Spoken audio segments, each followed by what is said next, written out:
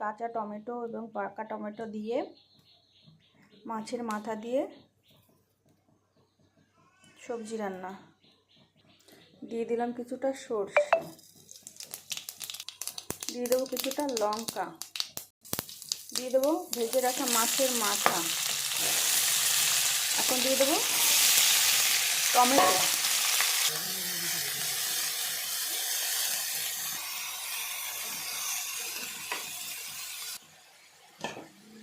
সবকটা উপকরণ দিয়ে ঢেকে দেবো।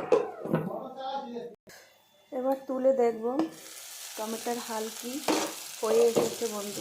এবার বেশ কিছুক্ষণ নাড়িয়ে চাড়িয়ে নেব। অনেকটাই হয়ে এসেছে বন্ধু। টমেটো দিয়ে মাছের মাথা শুকনো শুকনো সবজি বন্ধু হয়ে গিয়েছে। ভিডিওটি ভালো লাগলে সাবস্ক্রাইব, কমেন্ট, শেয়ার করে দেবেন। ভিডিওটি দেখার জন্য ধন্যবাদ।